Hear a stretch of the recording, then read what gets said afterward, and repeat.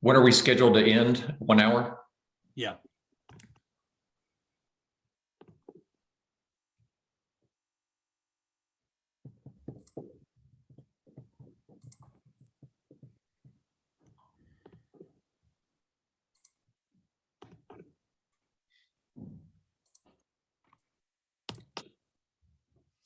Yeah, we're T-minus 2 minutes.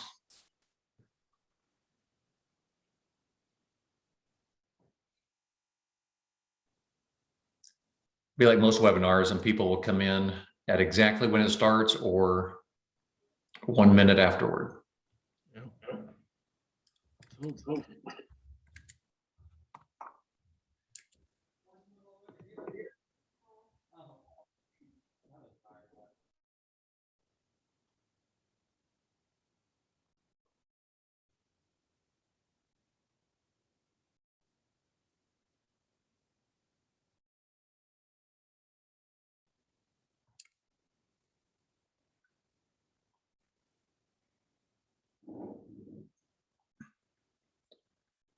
Hi, Stacy. Hi, Terry. We're going to get started here in a couple of minutes. We're still a little bit early, and I know other people will be joining momentarily.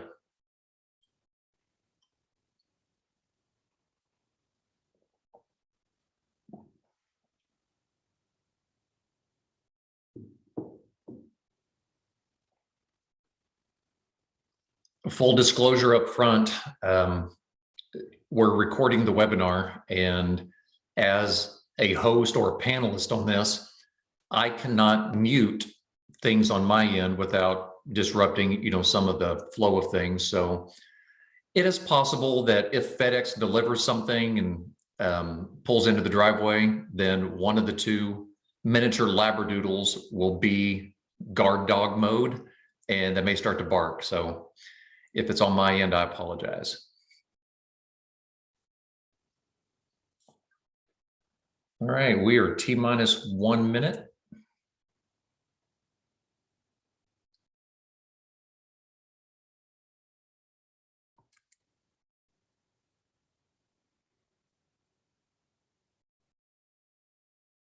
Shane, as the primary presenter, are you kind of like at the starting line of the Indy 500, revving up your engine, getting ready to roll? I'm like ready to run across the field, jump in the car. One thing about it, and this is something that's fun. With our work, we enjoy what we do, and I know you do, Shane, and it shows. And it's fun to work with people like this. All right, I have 10 o'clock. I'm going to go ahead and get started with the intro. I'll take just a couple minutes and just do a couple housekeeping things and a quick introduction, and then I'll turn it over to Shane, not waste any time. So we'll go ahead and do that. If y'all would, down in the chat feature down below, just give me some quick feedback. I just want to check audio, making sure it looks okay, making sure y'all can see the screen on here as well. So somebody just give me a quick thumbs up, like, hey, it's working good, or yeah, visual, I can see it. Okay, great. Stacy, thank you so much.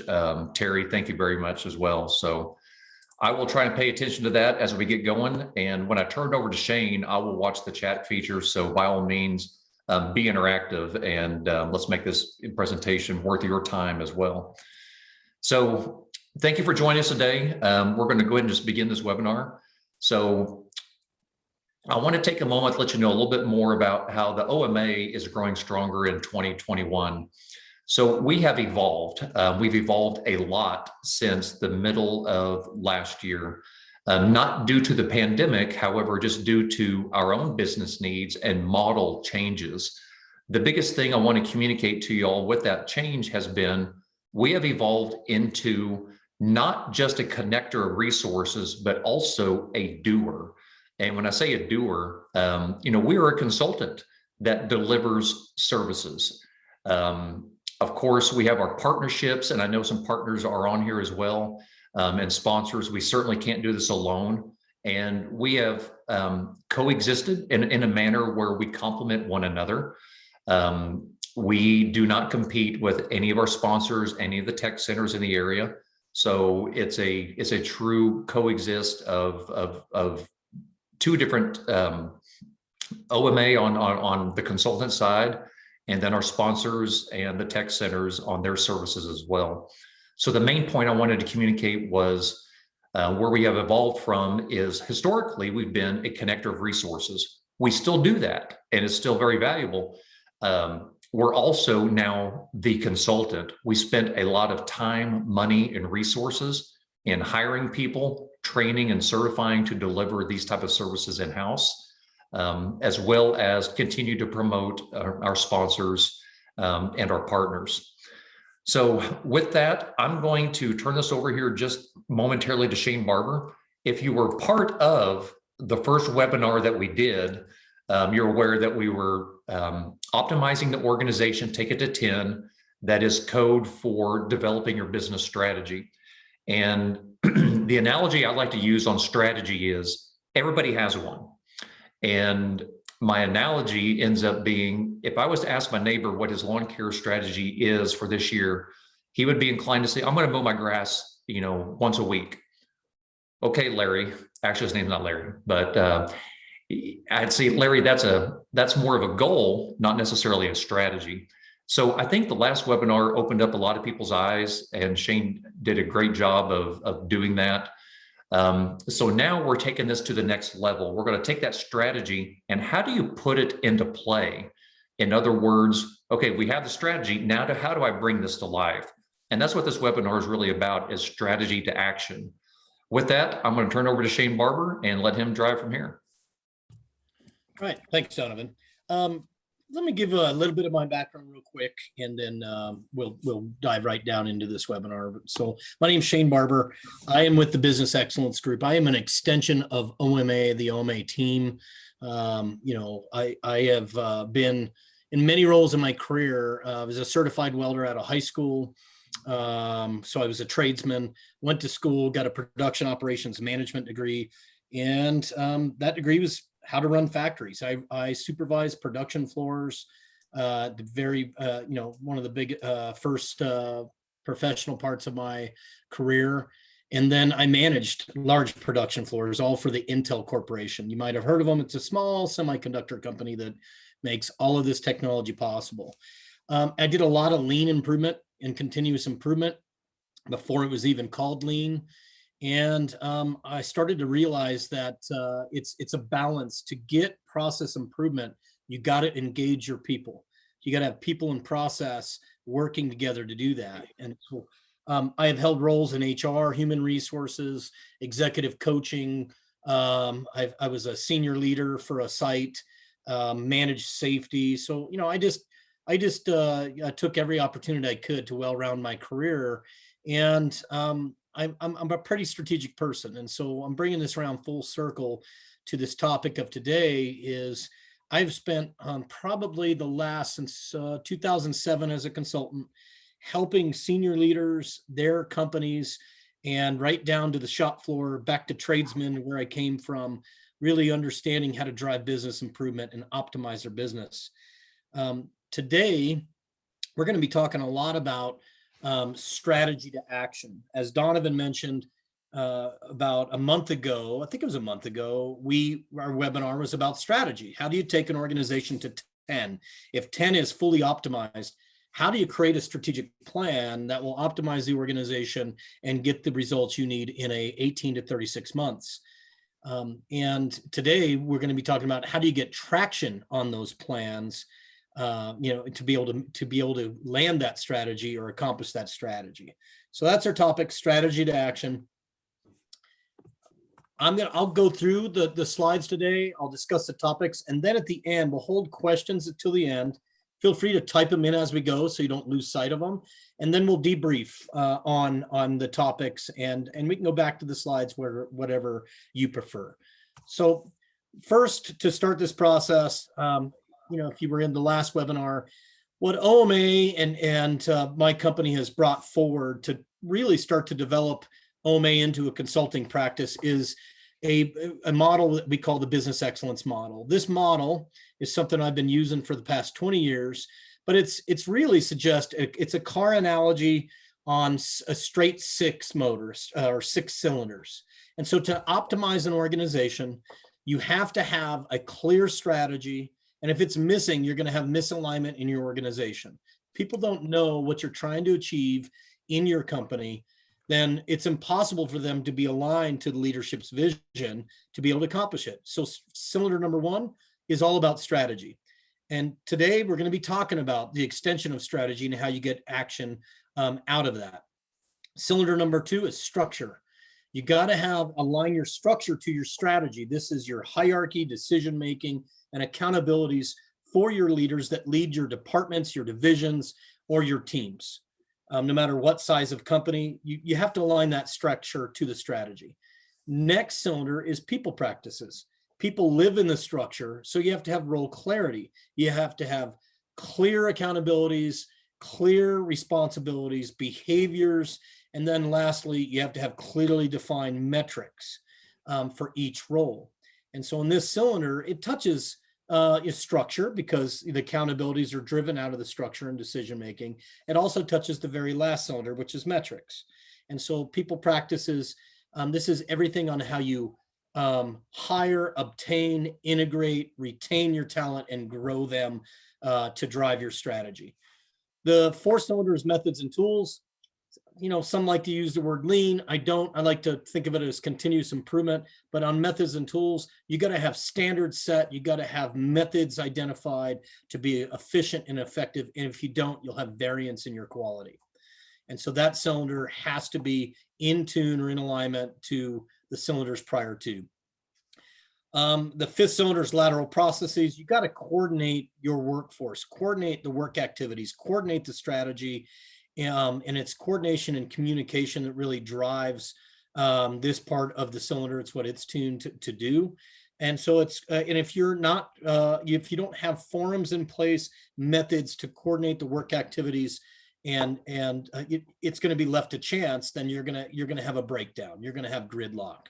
And then the last cylinder I've alluded to already, it's the output shaft of the engine of your organization, and it's metrics. If you don't have a clear metrics dashboard, you don't have good rewards and measures aligned to people's roles, then you're gonna get different results, and people behave to their metrics. So that's where this cylinder has to tie into the people practices.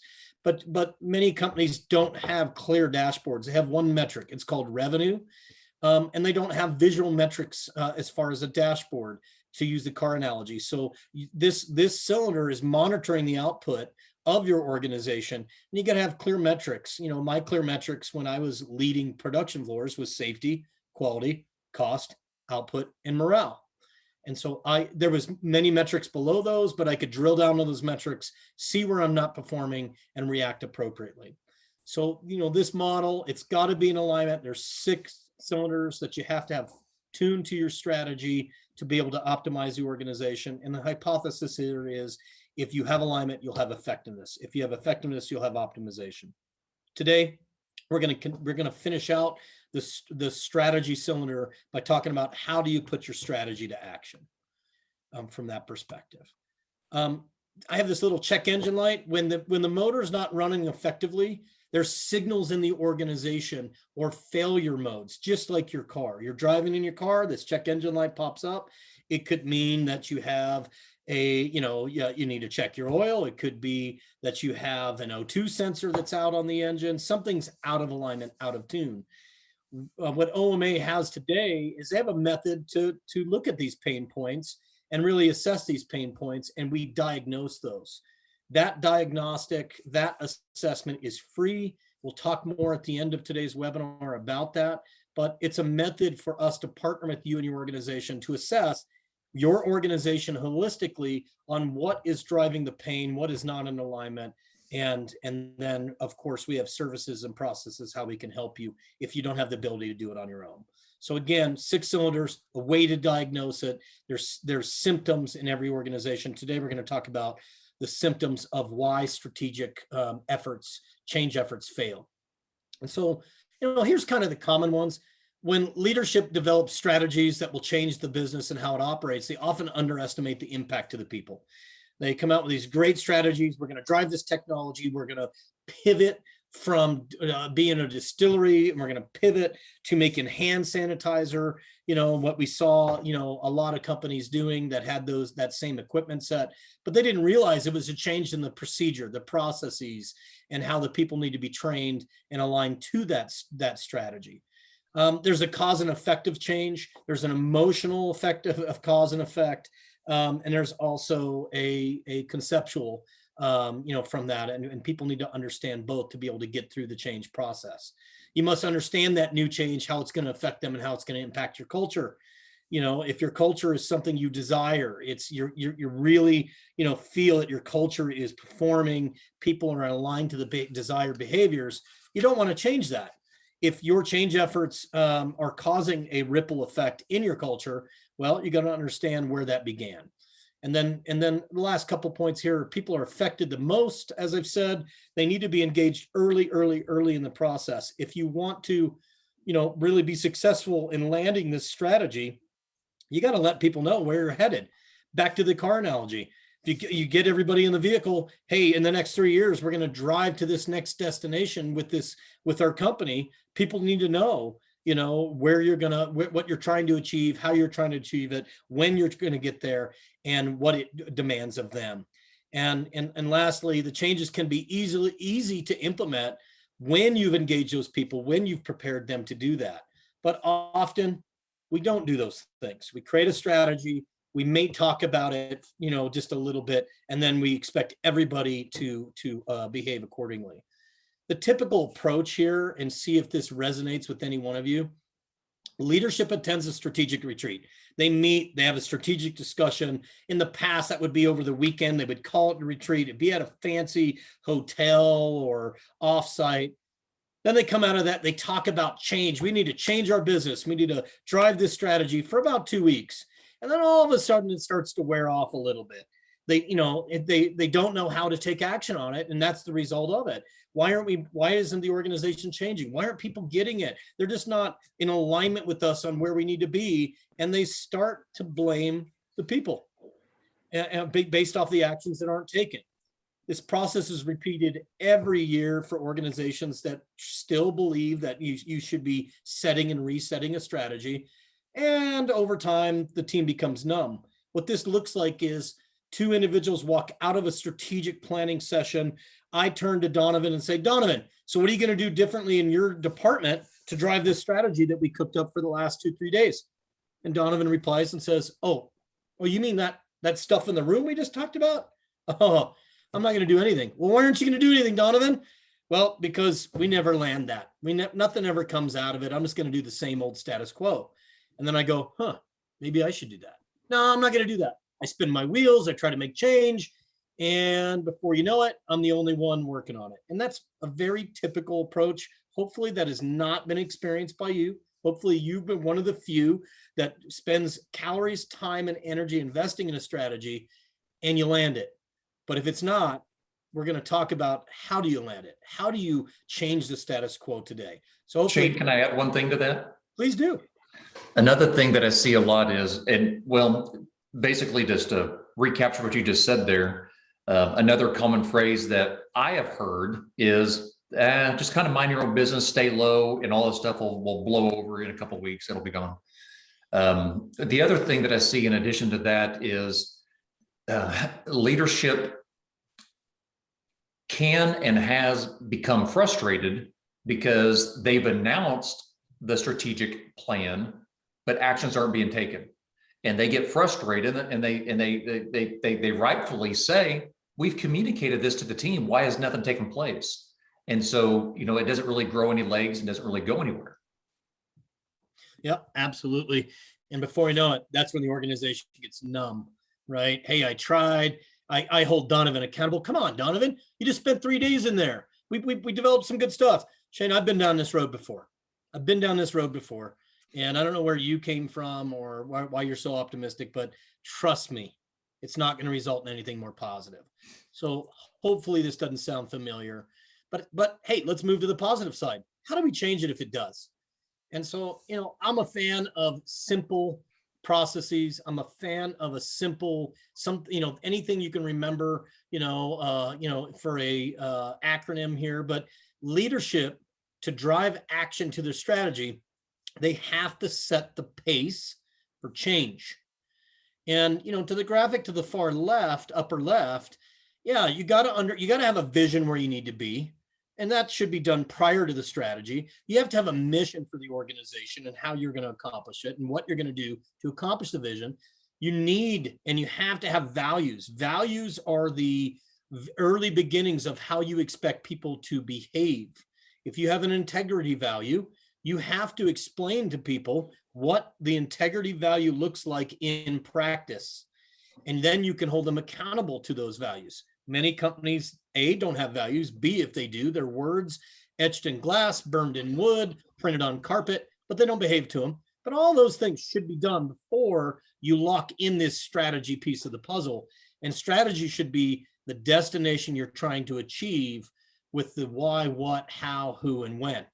So to set this measurable action into place, a lot of strategic efforts aren't measurable. You have to set the pace for change. And as you've read here, you have to have the plan that is going to accomplish the strategy. You have to align the metrics. You have to communicate and engage the workforce, your people. And I am a fan of engaging people all the way to the welder's bench. I'm a tradesman by heart, but if you can harness the human capability in an organization by getting them aligned to a strategy and get them to agree with the direction you're taking and why, it's untapped potential. You can unleash that potential and you can achieve greater things with everybody than just two leaders from that perspective. And then lastly, you got to execute and measure, but you got to have a process to execute and how you manage the execution, and then what you're going to measure and how you're going to measure it. So leaders got to set this pace of change. We're going to break down each one of these with a slide or two on how to set the plan, the aligned metrics, communicate, engage, and execute and measure. So you do change the effect that you've had on your strategic planning efforts. So leadership's role is to do this, and they got to set that pace. But first, let's look at the common symptoms. And the reason I like bringing symptoms back to the car analogy, these are the check engine light that pops up. It could be a check engine light you're seeing today in your own organization. So, confusion. At any time, are people in your organization confused with, where you're going and how you're going to achieve that, or the direction you're trying to take? If they're confused, you haven't set the plan. You haven't engaged them. You haven't communicated it effectively. Does the organization have a North Star? Or, to the car analogy, does it have an end destination? Do you want to be, with the car analogy, do you want to be on the West Coast for spring break, to take the family vacation, take the vacation of the organization? So what's the North Star that you're trying to achieve with the company? The leaders and managers, are they not working together towards a common destination? What does that look like? Does production, are they driving for an efficiency metric when engineering's driving for a quality metric at all cost? Are they not teaming together to get velocity with quality? And that is a typical symptom that you'll see between production and engineering, or production and design. Or the goals and metrics are they not being met? If they're not being met, 5 why it. Why? It's a simple lean method. It's probably the best lean tool that you could ever use. It's appreciative inquiry on why you're getting the results you're getting today. And remember, if you're getting results today that you don't like, it's because your organization is perfectly designed to get those results. So if you're not meeting results, something is flawed with your execution plan for your strategy. And then lastly, this is so common.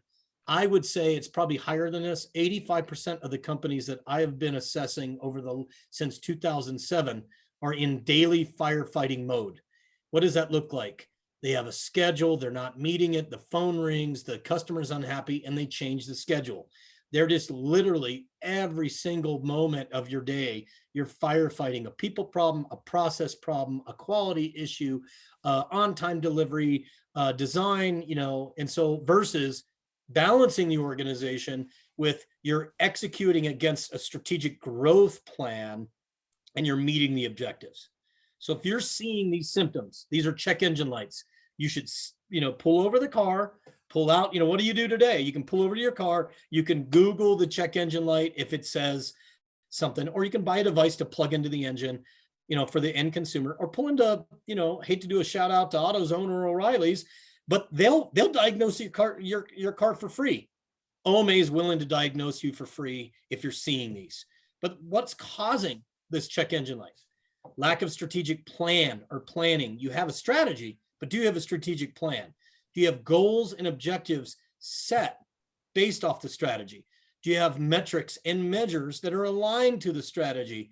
Do you have, does the organization know where it's trying to head? Has it been communicated? Have people been engaged? And do they know what their role is in delivering the strategy? And lastly, if people are just guessing at what the organization needs from them, you're going to be firefighting now into the future.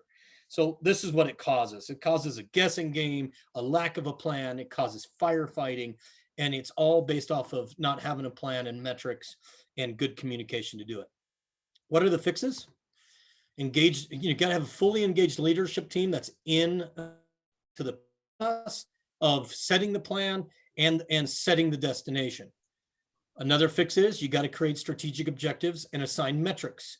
If you have a strategy without strategic objectives, which are meta goals for the organization, and you shouldn't have any more than 5 to 6. If you can't count them on one hand or two hands, nobody else can understand them.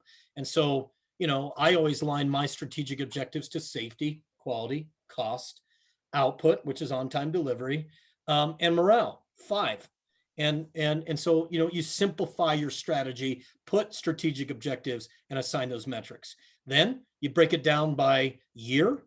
If it's a 3-year goal, do it by year, then do it by quarterly, then do it by month, then you can do it by week. Then you can, if you want to get really technical, you can do it by day. You take it from strategy to tactics in these priorities and create tactical priorities. And then lastly, you got to communicate to the organization. And it is not once. It's not once you've created the strategy. You got to do it over and over and over. So you do it, weekly, you do it monthly, you do it quarterly, you do it annually, and you measure your progress quarterly and annually. And that's the monitor part here in measuring those results. Keep it in front of them, do updates, and constantly update your strategy, because believe me, when you develop your strategy, things change. Just like when we had tax tariffs on steel and aluminum, that changed the game. If you were in any business that used steel and aluminum, people bought up as much product as they could, and then they had another consequence of inventory cost. And so things changed in that time frame, and look at what the pandemic has changed and how businesses have had to pivot. So you got to constantly follow up, monitor, measure, communicate. So to implement it well, you got to have a plan of where you're going. You have to have the how you're going to get there. That is the strategic objectives and milestones. You have to have owners assigned, the who, and then you have to have the when for each one of these milestones. So you must have in your strategic plan what, how, who, and when. So part of this plan, how do you set the pace to do that? You got to create a map. A map day is believe it or not, it is a technical method on how you create a strategic plan. So it's an excellent way to clarify the following: the who, what, where, why, how, and when to do that. I give credit to it. It came out of the semiconductor industry, but it's a simple method to do. I have done this with dog toy chew manufacturers. I've done it with aerospace. I've done it with woodworkers and welding organizations. I've done it with UPS retail stores. It's an easy method you could use in any type of business. So how does it work to build this plan? There's 5 steps to really create a plan. Step 1, you got to take your strategic objectives, your strategy, boil it down into strategic objectives, and then you take that objective. And I have an easy, simple, fun example here. You take those objectives and you break it down by milestones over the 3 years. So you list out all the major steps it'll take to achieve the strategic objective, and you work backwards from your 3-year plan. And then you can use sticky notes. That's why this is so beautiful. You can buy sticky notes. You put these labels on it. To your right is how the sticky note should be really achieved. But This example I'm going to give you is a birthday party. It's and this milestone or a strategic objective is the birthday cake. And so a milestone number one, to build a birthday cake, you have to buy ingredients. Who's the owner?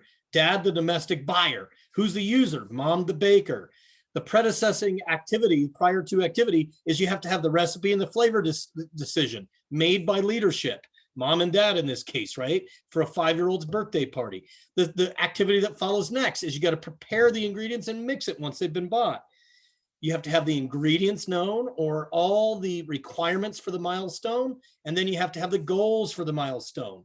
In this simple, fun example, price is a goal, quality, and it has to be gluten-free because little Jenny is gluten-free in this case, right? So this is a way for you to break down your strategic objective into milestones. These milestones you can develop out in these sticky notes here of this cake example. And once all you do is you take a stack of sticky notes, you take your owner of your strategic objective, and you start writing down every milestone. Well, we got to buy the ingredients. Well, we got to mix the ingredients. We got to bake the cake. We got to frost the cake. We got to decorate the cake. All milestones to achieving the strategic objective of building a birthday cake.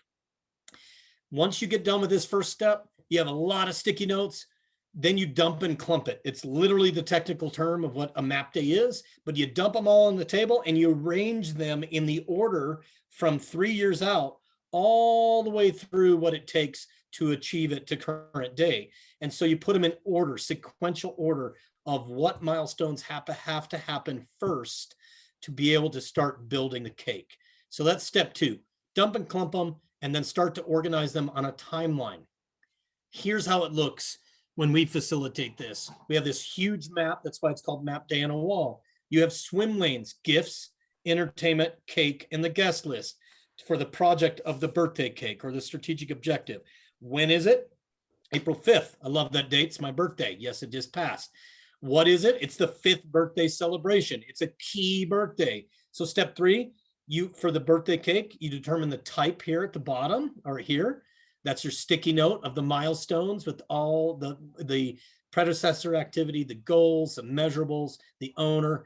Then you have the next milestone, list the ingredients, buy the ingredients, mix it, bake it, decorate it, eat it. And so, you put the chronological order in place. Step 4, you're going to put them visually on a board and you're going to go, oh, wait, doesn't this have to happen first? Oh, man, we have to buy the ingredients before we mix it. So you start rearranging it, putting it in a finalized order, and then you got to add what was overlooked. Trust me, the first initial brainstorming your milestones, you'll forget some pieces. If you do this alone, you're only as powerful as your own, as yourself. If I engaged Donovan here to do this, he'd say, oh, well, Shane, to be able to do this, don't you have to buy the ingredients before you mix it? Oh, yeah, I assumed they're already been bought. No, they're not. And so he would add his milestones. And before you know it, we build out all the milestones on this map day. So that takes you through steps 3, 4, and 5 to create the plan. And then what you're left with, you do the same for the other milestones. And now what you have all the strategic objectives here on the left in a simple example. You have the swim lanes, what we call it, with all the milestones all the way out to 3 years. You can break this back then by year. Each block is a quarter, and you get all the way back to current day on how you fund the project and kick that off. And you have that for all the strategic objectives. You have the who should own it, when is it due, what needs to take place, and then you've built out the whole how you will achieve building the cake. So sorry for the simple example. If I used one that was in your organization, I immediately would get argued with, well, you got to do this step before this step. Don't you have to do this? And we would lose the luster today of creating the plan. Not that you don't have to do that, but it's that simple. That simple to be able to create this plan using the map day. So Hey, in summary, yes. So question, actually go ahead and summarize, then I'll ask my question. Yeah, so in summarize on the plan phase of setting the pace, you got to have your strategic objectives identified in your strategy. You got to break it down by swim lane, by strategic objective, create the milestones, each individual one, put them in chronological order, arrange them so you can visually see them, so you can see what you're missing. And then You got to get, you finalize that and get buy-in by the entire leadership team. And now you've built a project plan from that. Donovan, go ahead. So we have two of these projects. Internally, we call them a project. So we currently have two clients that are going through this process right now. One of them actually just wrapped up, and the other one, Daniel is on site and delivering this exact service right now. So Shane, on the one that you were involved with that wrapped up last week, can you just explain briefly what was the client's mindset going into it? Having gone through the process, how did that change and what was the output? Yeah, I think their frustration that drove the need for the check engine light went off. They've been in a startup for 5 years. 5 years, right? Developing a new technology. And so they're like, look, we're now starting to get orders and come out of this perpetual startup which would frustrate anybody. And they recognize a need for a change. And that change was, now we move from one phase of a business, a startup, to scaling the business up with systems, processes, and people. And so we built their strategy, and we came out with 10 strategic objectives on the first brainstorm. Way too many. We broke it down to, I believe we got it down to 5 or 6. And then it was great. We'll take this from here. I'm like, okay, have you developed the how you're going to do it? What's required? Who's going to own it? And when it's due? No. And have you done this process before? Yeah. And what was the result you got? Perpetual startup for 5 years. So would you be interested in a methodical method on creating a strategic plan, strategic project workbook that you could review every week, every 2 weeks and set metrics against? Like, absolutely, we need this. So we finalized this plan. We had all the stickies up on it. We typed it up. Now we have the milestones. It looks like a Gantt chart. And today they're kicking off monitoring that plan against the metrics they set. So you're putting strategy to action. You're turning strategy into tactical execution from that perspective. And Daniel's doing the same today for another organization. One's in aerospace, one's in the cosmetic industry. It doesn't matter what industry. The process is the same for whatever you're trying to plan for. Okay. Yeah, and this is Daniel. Just a quick Daniel. note on the different type of areas. So this is not just for somebody that's been in perpetual or a startup. This is for companies that have been around forever. So the company that we're working at right now, they found their world turned upside down by COVID. So they had to shift from what they were doing, and their leadership understood that they needed to be somebody different and take a different approach and do different things to be successful long-term. So what we've been able to help them do is distill who they are, who they want to be, convert that, like Shane mentioned, convert that into not this is who we are as a company. That's already set. These are the things that we need to change to be successful in the next 12 to 18 months. We get that. They can take that. We can lead them through a process where they decide. This isn't us telling them what to do. They decide what's important to them, how they can be successful in their environment and what they do. And then this week, we're able to take those goals that they had, that strategy, and refine that into very specific, actionable items that will let them measure success and take them to where they need to be for stability. Yeah, Daniel brings up 2 really important points. First point, doesn't matter if you're scaling a business from startup to scale up. Doesn't matter if you're having to pivot your business to a different a different product or series of products. Doesn't matter if you're growing it or you're optimizing it. The process works for any one of these. And so, companies that invest time in strategic growth planning, they do it every year. And successful ones don't plan 5 years. Like Daniel, the second point he brought up is that company example, they brought it down to 18 months. So it's going to be more tactical than it is more strategic, but that's how fast and how quick they got to pivot. And so that's why that planning horizon is 18 months from that perspective. And so good companies, they revisit their plans quarterly, and they monitor them monthly a couple times a month, visit them quarterly, and then they measure them at the end of every year, and they set and reset those strategic objectives and milestones. This process is a rapid prototyping way to do that. So given Hey, that, Shane? this is the plan phase. Yep. I had a question from somebody in the audience. So I'll regurgitate this and not use Sure. it word for word, but problem statement is, a problem at the organization is division of priorities. In other words, keeping everyone in their lane. So this is something that we can all probably relate to and draw from, several examples. So part of the byproduct of this, and this is my regurgitation of the problem statement, is, high level executive management has a way of getting into the day-to-day projects. Any tips on keeping this to a minimum? I know you're probably going to go to the next stage after It's all right. aligning, or once we get past the strategy stage, getting into aligning structure to achieve the strategy with that. So can you just address that?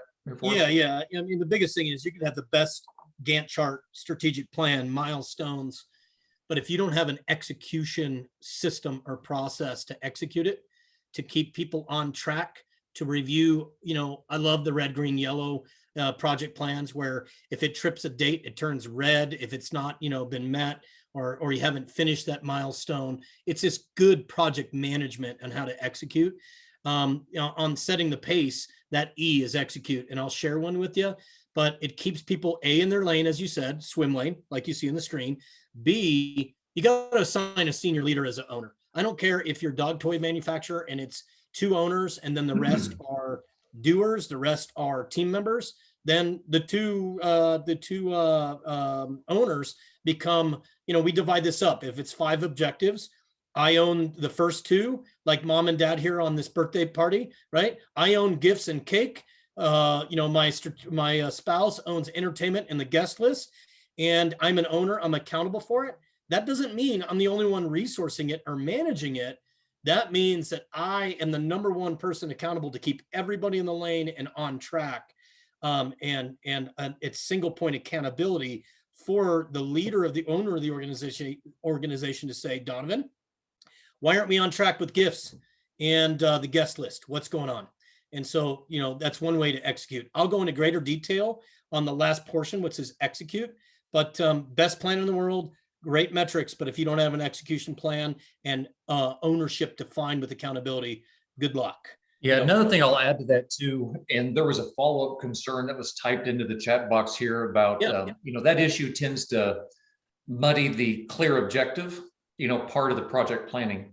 One of the things that Shane noted on the previous slide was, a company needs a North Star. And so as with any organization, it's never a matter of if we get into conflict, it is when.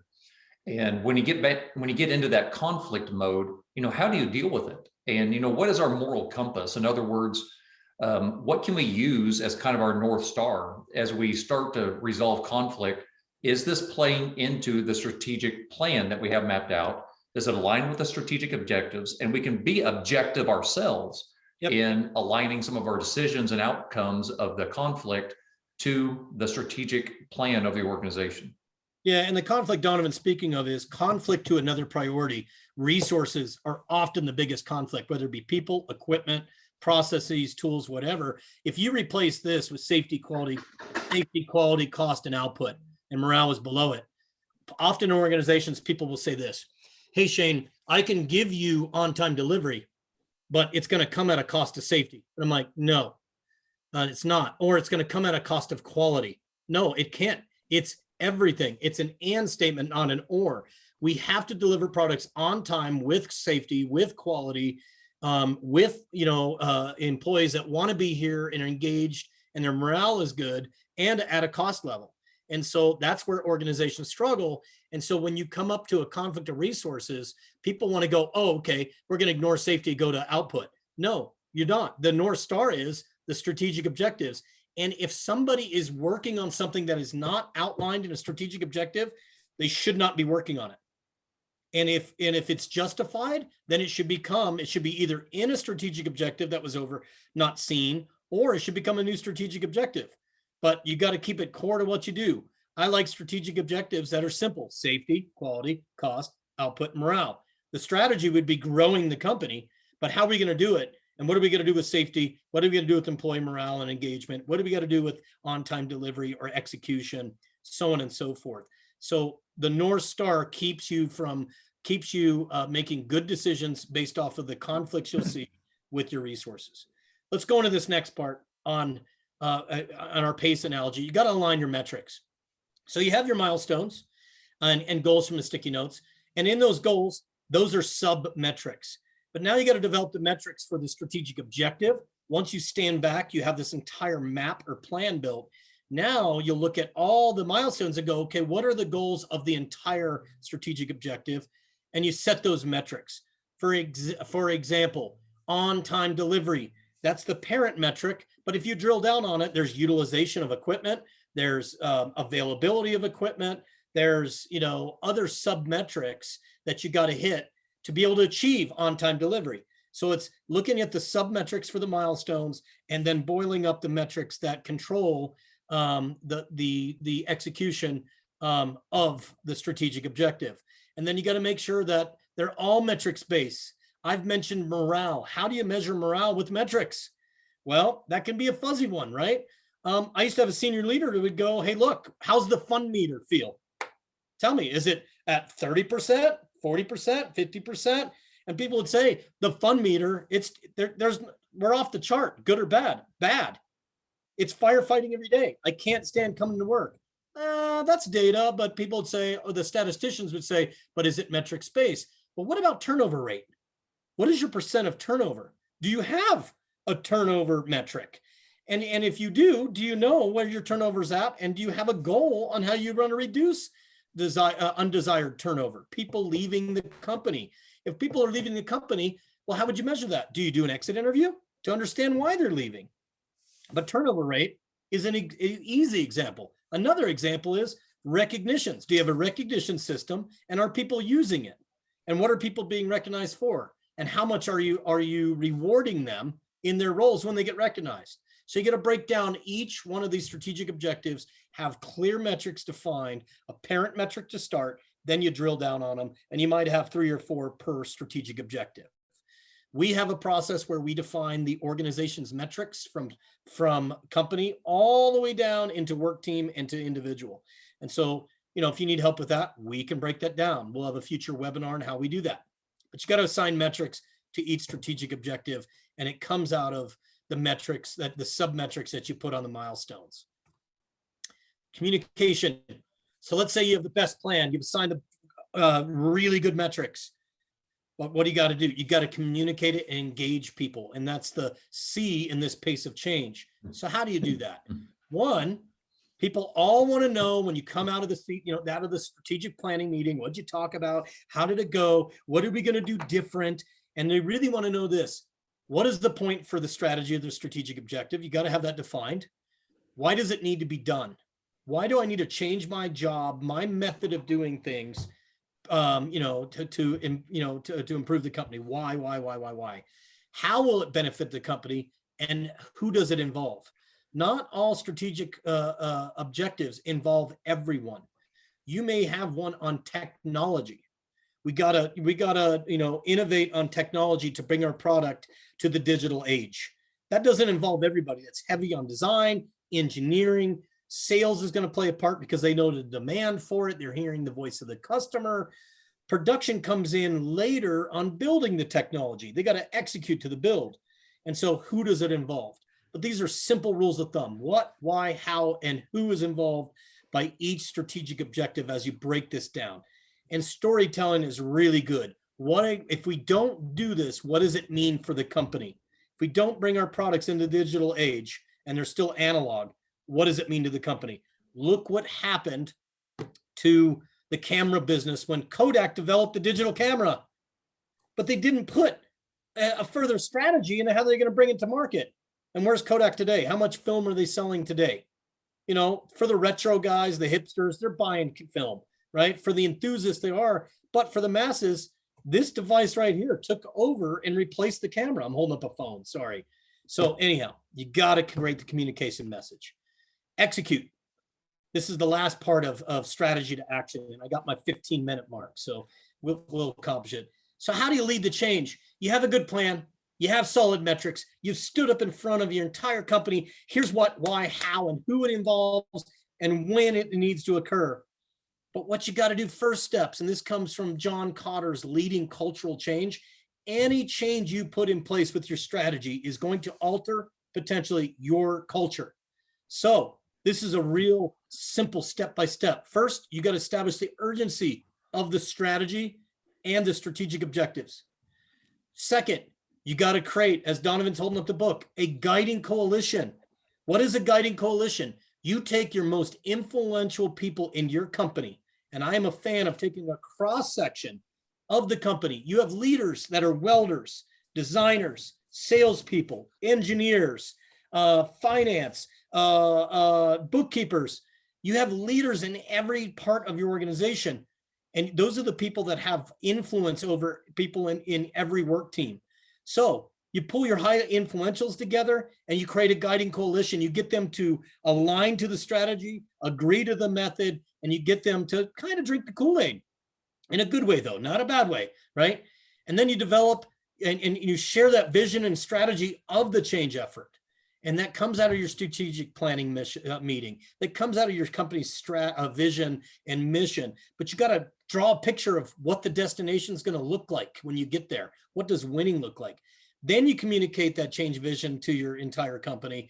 Then you empower people in roles and you empower a broad-based action. You empower this guiding coalition, and you want it to be everybody in the entire company, but you start with your influential people. Then you identify in your metrics short-term wins, short-term accomplishments, and you celebrate them. Most companies, when they get to this stage, they say, we'll know we're winning when we get it completed. Our technology is implemented. But no, you have short-term wins on designing the tools to build the technology. And so without short-term wins, you don't build faith. You don't put confidence level in the organization. The last two steps, you consolidate the short-term gains to produce more change. You use that as fuel to engage and empower more people to drive change. And lastly, you got to anchor these new approaches in this strategy into your long-term culture and embed it in the behaviors of the organization. I know this slide's a lot, but we have a whole product on how do you take and engage people in the change process once you've done the strategy to action. It's how we empower our teams. It's 8 hours of how we identify those people, create these plans, and get your strategy to action. But or you buy the book and you can do it on your own from these steps. So you got to create this business transformation is what you're doing to be able to accomplish that. How do you execute to it? Strategic plans got to get turned into objectives, goals, and metrics. You set your departmental goals. And the way you do that is you now take your leaders and say, now go into your departments, take the objectives, set the goals of your individual department, bring it back to leadership, review those tactics, and then update your strategic plan. And that's how you do that exercise. Here's a last way to execute based off the question, then we'll have time for questions here. You set your strategic plan. You should be reviewing this with a visual scorecard on your metrics, a visual project plan, red, green, yellow, 2 times a month. If you say 1 time a month, I would say, is reviewing this 12 times a year enough? And I hope you say no. So you're taking your owners of each strategic objective. They are making sure the milestones are getting completed. And if not, you escalate action and you put resources on it. Then you distill that down, those objectives down into priorities. Those priorities get into a tactical management discussion that should be held daily or weekly, where your managers are meeting, reviewing the metrics if you're executing to the strategy and the tactics and that schedule. This looks like an operations meeting. Are you meeting your not only your strategy, but your tactics every day on your production floors? And you use a visual metrics dashboard to do so. And lastly, you get people to meet every day on the plan that is distilled down from strategy. On-time delivery is a good one. To execute that, we got to meet our tact time. So you're reviewing your tact time, you're meeting daily with your team that on production floors, and then you're setting goals, accomplishing those, bubbling those up to management, and then it makes its way back up to the strategic plan. This is what we call the strategy to action cycle and how you execute to a strategic plan. Strategic meeting you put in place twice a week, break it down into schedule on your priorities, on your products and how you're delivering them. And then you get your work team standing up and individuals setting goals against those on the strategy you've set and the actions you've taken. Last couple slides, you got to complete. So to create strategy action, you got to create a clear and compelling reason for the change. We've talked about that. You got to establish a sense of urgency. You got to share why the strategy and the objectives are important.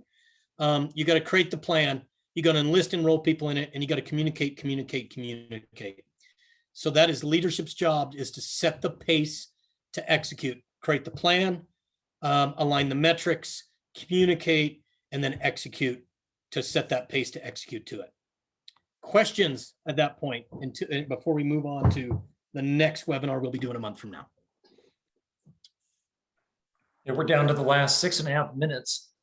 So if anybody has any questions, anything that we've covered, I know this hits close to home to everybody, because every organization I've ever been a part of, this would hit close to home to me.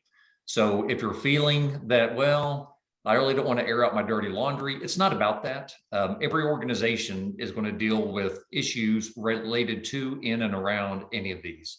So that's a fact. Any place I've ever been, I've seen that. If you have any questions, throw them in the chat box down below and we'll make sure these get addressed.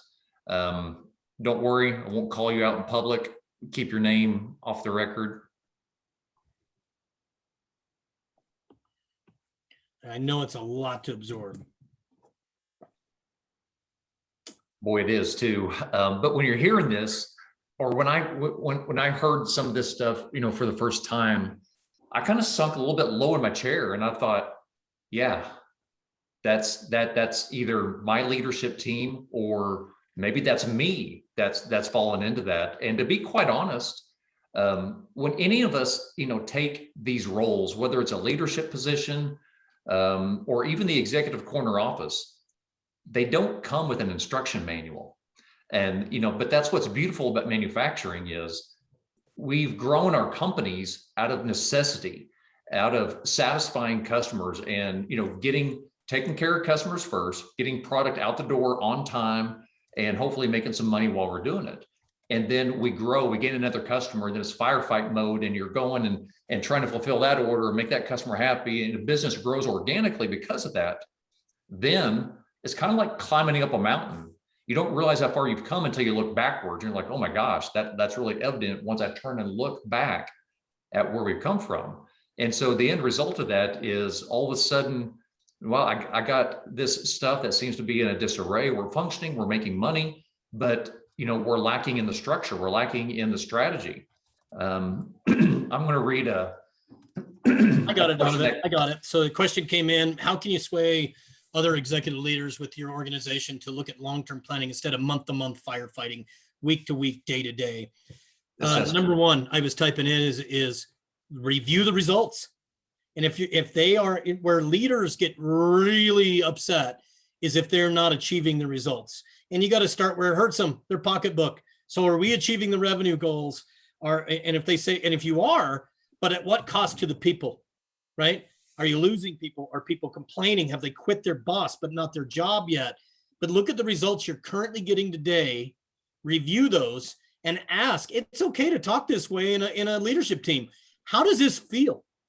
How does this feel to us? Do we feel proud that we're getting the results the way we are? Do we feel, do we go home feeling energized? Are our teams happy? But start at the results. And if you're unhappy with the results, your process is perfectly designed to get the current results you're getting.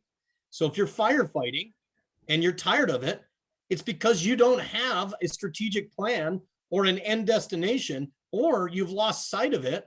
And maybe you need to regain sight of it. Does that mean you have to do a full-blown strategic planning effort? No, but do you have to have a leadership discussion? Or like Donovan and I are going to be engaged in a leadership after action review this coming Monday on our own strategy implementation to see if it's getting the results we said it would. And so it's check into the results, drive the pain and discomfort to the conversation of what cost are the results getting us if they are getting them. Is that so Shane? Just I heard everything you said there, and I agree with it wholeheartedly. My response to this right here is simple. It's leadership alignment. It's the biggest issue with any executive or leadership team that's out there. And leadership alignment is really, or misalignment rather, is a byproduct of a weakness in the strategy of an organization, which is oftentimes the most overlooked part of an organization as a strategy. So it's a common issue. There's a fix to it, fortunately. It's not immediate, but we can engage on that and provide some further insight and how we facilitate that and what we do for organizations that have that issue. So contact me afterwards and I can walk you through some more of that. We got time for one more question and then we'll talk about next steps. So any other questions? I'm reviewing the chat. Here's one. The current economy has decimated a lot of companies in different ways. Ours has been with personnel. Absolutely. Finding people and time inside the company right now to push projects is quite challenging. So hitting some of these points may be easier than all of them. Would this be a fair assessment of a plan type of conversation to get started? Yeah, I would say this strategic planning effort, I have developed workforce development strategic plans, technology strategic plans, strategic growth plans. To me, when I read this, it's real. You are having issues with the current resources, finding and replacing that talent that you lost. So you probably need a workforce development plan, strategic plan on how you're going to hire, obtain, and retain these employees. And so that's the pain you're experiencing today. And that's where I would strike. I would always start with the pain because people will gladly, as humans, we would rather complain than talk about how you doing today, Shane. I don't say, oh, the sun's out, I'm breathing. I go, man, my hip's hurting quite a bit yesterday because I was on my hands and knees laying on the floor all day. We'd like to start with a negative. So start with the negative, pull it out of and say, for us to stop complaining about it, what do we got to do different? We need a strategic plan to replace the talent we lost. We also need a strategic plan how we're going to balance the workload so we don't lose any more. Start with the pain, you know what I mean? And it can't be denied from that. But yes, that's a way. So I appreciate the feedback. We got some feedback here. It's a jump off point. Why don't we do this? Next steps. If you like what you're hearing, we are going to break down every cylinder over the next few months here. So the next one is aligning your structure to the strategy. And so it's that next cylinder that we were talking about. And so we're going to, in the next, we're going to talk about the structure of an organization to achieve your strategy. Structures define the hierarchy, the power relationships, the decision-making that propels your strategy to action. It defines the departmentalization, and that could be silos and how to break the silos. It defines our organization's value streams. Departments become value streams at times, and the structure will enable the strategy to be achieved. Most companies develop their structure in a functional method, and they do it as they hire employees. Oh, it started out as Donovan and I. He was sales, and I was delivery, and that was our org chart. And then we hired somebody. Oh, that person needs to be an accounting person, and they develop these organic structures, but they don't necessarily align to your strategy. So that's the next section: is how do you structure your organization to meet your strategic objectives and goals, so you're successful in doing that. We'll see you then. And thank you for your time today, Donovan. I'll let you wrap us up. And if you have any questions for me, please feel free to get a hold of Donovan, and I'll be able to get on a call with you. All right. Yeah. Shane, thank you very much. Thank you for everybody who was on here. I enjoyed the interaction.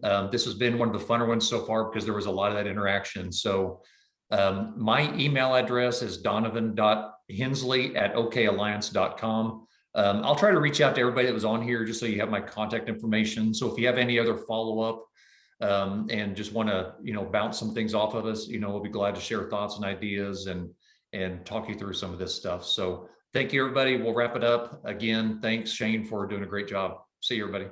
Good day.